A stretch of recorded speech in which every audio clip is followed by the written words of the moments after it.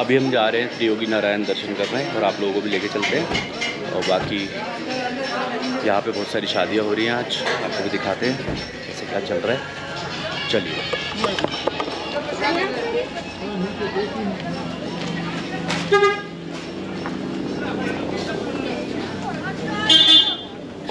भाई जी एक प्रसाद लेके जा।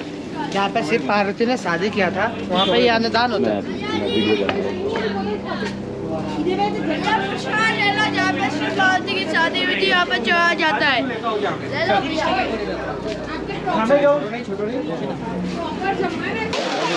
प्रसाद ले लिया हमने, यहाँ से आगे चलते हैं।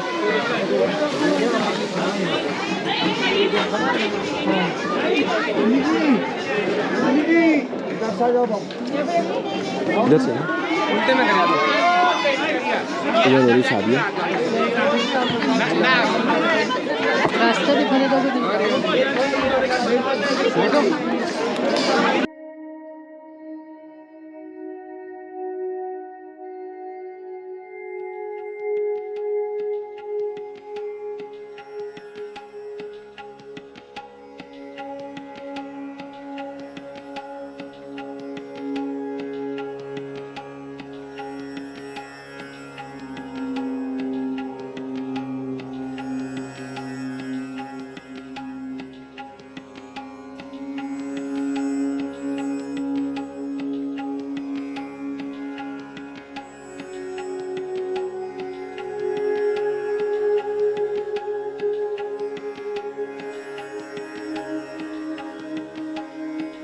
मैं थोड़ा सा ना बता दूँ, ये वाला कौन सा है? ब्रह्मकुंड। ब्रह्मकुंड। और ये वाला? ये रुद्रकुंड। रुद्रकुंड। जी हाँ, दोनों में स्नान किया जाता है। अच्छा जी हाँ। तीसरा विष्णु कुंड है, ठीक है, जहाँ पर आचमन किया जाता है और वहाँ का जल जो है पूजा के लिए ही आता है और घर के लिए भी वही जल जाता है जो कि हर बीमारी के काम में आता है। फिर धर्मशिला है जी, अग्निखाई, जहाँ पर शंकर पार्वती का कन्यादान हुआ, वहाँ पर इस तीर्थ का पूजन किया जाता है। फिर अंदर भगवान नारायण लक्ष्मी सरस्वती का दर्शन है और वहीं पर शंकर पार्वती ने सप्तपति फेरे लगाए हैं जो अग्नि उस समय देवताओं की शक्ति द्वारा जलाई गई है जी, और वो जिसका नाम धनंजय नाम से कहा जाता है जी। और वहीं पर शंकर पार्वती ने भगवान नारायण को विष्णु साक्षी करके सप्तपति फेरा लगाया। तो उस समय देवताओं की शक्ति द्वारा वो अग्नि जलती थी। जब कलयुग का समय आ गया उसमें अग्नि कम होने लगी तो देवताओं ने ऋषियों ने मिलकर उसमें लकड़ी चढ़ाना शुरू किया। तब से ये दूनी लकड़ी द्वारा हमेशा जलती है, हमेशा इसमें हवन होता है और उसके भस्मी जो है मुख्य प्रसाद के रूप में गर जाती है।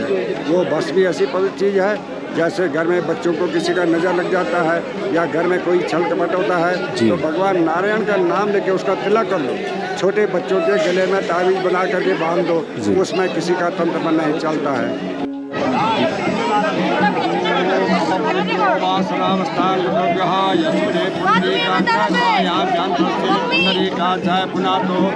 गणेश का ध्यान कीजिए। ओम गजाननम भूतगणाधिसेवितं गम्भीरजम्बोफलसारभक्षणं उमाशंभोपनाशकारकं नमामि विघ्नेश्वरपादपङ्कजम्। त्रियोगी नारायण जी, त्रियोगी नारायण का मतलब क्या है कि यहाँ पर तीनों लोगों को जीतने वाले भगवान नारायण विष्णु हैं, जिन्होंने राजा बलि को छला था। क्यों छला था कि राजा बलि 99 यज्ञ कर चुका था, 100 यज्ञ पूरा करता वो इंद्रासन को जीत लेता। तो सभी देवताओं में खलबली मच गई कि राजा बलि इंद्रासन जीतेगा तो सबकी दुर्दशा हो जाएगी। भगवान नारायण के पास आए तो भगवान नारायण ने सबको समझाया, तुम अपने स्थान बैठे रहो, राजा बलि तो बड़ा दानी है, मैं भी जाके कुछ दान ले लूँगा। तब भगवान नारायण ने यहीं पर माता अदिति के गर्भ से जन्म लिया। 52 अवतार, 52 अवतार तो जान 52 अवतार, और ब्राह्मण का वेश बना के राजा बलि के पास पहुँचे। बोले महाराज मैंने सुना कि आप बड़े दानी हैं, मुझे भी कुछ दान दीजिए। राजा बलि ने सोचा कि ब्राह्मण है, अन्न मांगेगा, धन मांगेगा, सोना चांदी मांगेगा और क्या मांगेगा। भगवान ने कहा मुझे तुम्हारा सा कुछ नहीं चाहिए, मुझे 3 पग पृथ्वी चाहिए।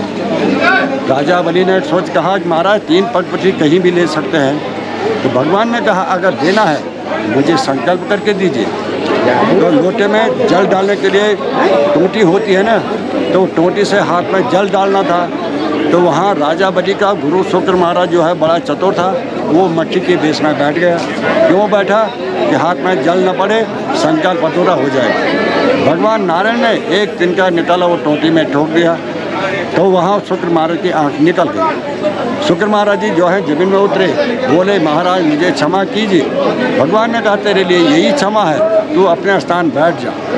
फिर जब संकल्प हो गया, उसके पश्चात भगवान ने अपना विराट रूप यहीं पर बताया, मैं तो ये हूँ।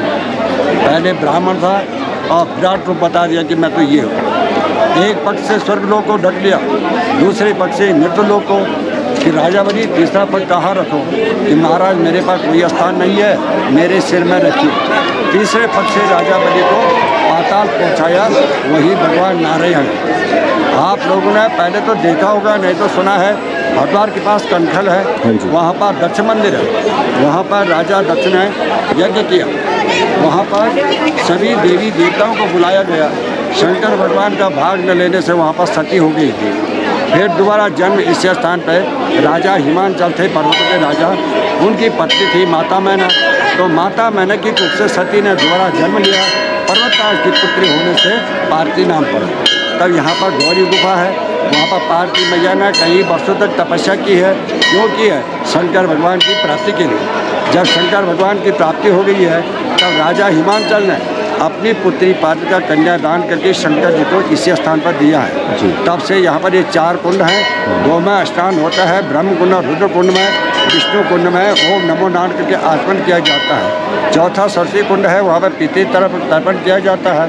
5वीं जगह धर्मशिला है, जहाँ शंकर पार्वती का कन्यादान हुआ, उस स्थान पर स्थिति का पूजन किया जाता है। फिर अंदर भगवान नारायण लक्ष्मी सरस्वती का दर्शन है। और वहीं पर पार्वती ने भगवान नारायण को अपना भाई मान करके वो सरस्वती फेरे लगाए हैं। तो वो अग्नि उस समय देवताओं की शक्ति द्वारा जला रखी है, जिसका नाम धनंजय नाम से कहा जाता है।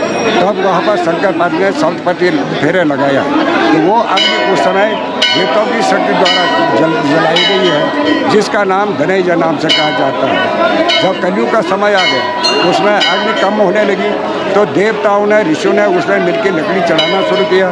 तब से ये जूनी लकड़ी द्वारा जलती है, हमेशा इसमें हवन होता है।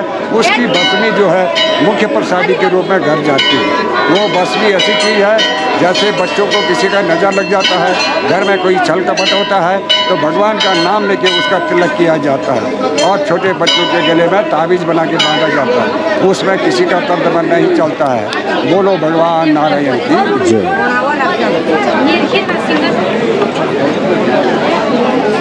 पंडित जी ने हमें पूरा सब कुछ बताया मंदिर के बारे में। यहाँ पे ही माता पार्वती की और शिव जी की शादी हुई थी। बहुत पवित्र स्थल है। मैं यहाँ पे आया हूँ, अपने आप को मैं सोच रहा हूँ कि मैं बहुत खुशकिस्मत हूँ, यहाँ पहुँच पाया हूँ। और मैं दर्शन करता हूँ। अंदर का वीडियो बनाना अलाउड नहीं है, तो उसके लिए मुझे माफ़ कीजिएगा। तो चलते हैं। मदन मोहन मेरा नाम है। क्या नाम है आपका? मदन मोहन। हाँ, नाम बताना आप भूल गए थे। तो इनका नाम है मदन मोहन जी। तो आप कभी आइएगा तो मिलकर ज़रूर जाइएगा, बताइएगा कि इनका वीडियो देखा था, इनसे मिले थे, तो मिलकर ज़रूर जाइएगा इनसे। तो यहाँ से आगे की तरफ चलते हैं, इजाज़त लेते हैं और देखते हैं आगे कहाँ पहुँचेंगे। अब हम आपको साथ में लेकर चलेंगे, जैसे भी होगा, जो भी होगा। और भाई साहब मिले। भाई साहब आपका नाम क्या है? प्रियांशु। हाँ जी, प्रियांशु भाई यहाँ पे हैं, बिल्कुल मंदिर के पास वाली दुकान है इनकी। तो जब भी आइएगा इनसे भी मिलकर जाइएगा, ठीक है? बताइएगा, इनको वीडियो में देखा था। Thank you so much. ठीक है भैया जी, चलते हैं। तो मंदिर में शादियाँ हो रही थी, आपने देखा होगा। तो अभी एक दूल्हा मिला मेरे को। चलो भाई साहब मिले हैं, इनकी शादी हो रही है। ज़रा इनसे पूछते हैं कैसा एक्सपीरियंस है और क्या इसके पीछे की भावना है यहाँ शादी करने की, बस ये पूछना है। तो फिर चलते हैं। हाँ, तो हम त्रियोगी नारायण में हैं।